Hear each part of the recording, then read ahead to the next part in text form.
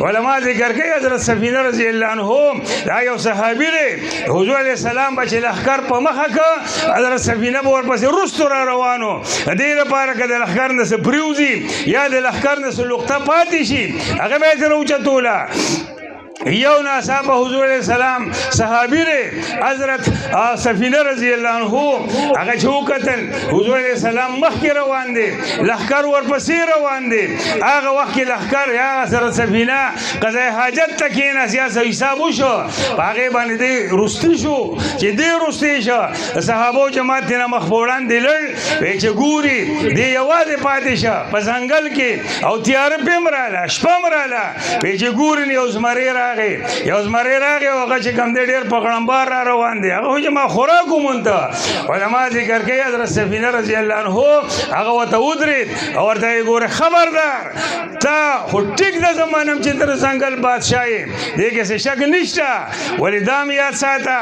زه د هغه چا غلام یم چې په چا باندې قرآن نازل شوی دی په کوم ذات باندې چې الله قرآن را لیږلی دی زه ګوره د هغې ذات غلام یم علما محدثین وایي چې کم ځای شخصیت غوبلیږي که نه دا مسله ده په هغه ځای کې خپل ځان ښکاره که هغه ځای کې خپل شخصیت ښکاره که هسې نه چې څوک د بېعزتي او بېقدري وکړي کم ځای شخصیت غوبلیږي په هغه ځای کې خپل ځان ښکاره کوه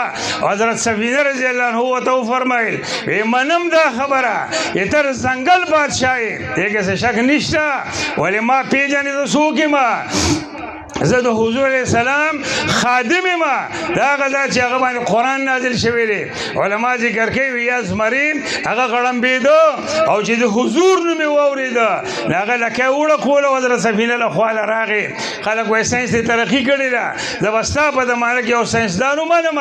چې هغه په زمري باندې سورلي وکړي دا سوال نه پیدا کېږي په قرآن او په حدیثو باندې چې کومو خلکو محنت کړی دی او کومو خلکو پې کوشش کړی دی الله جل شانه ورله په دنیا کې ډېر لوی مقام ورکړی دی په دنیا کې ور الله تعالی ډېر لوی عزت ورکړی دی او زما صاحب د هغې دپاره محنت چې کېږي که نه زموږ دغه مدارس دي په دې کې علم حاصلېږي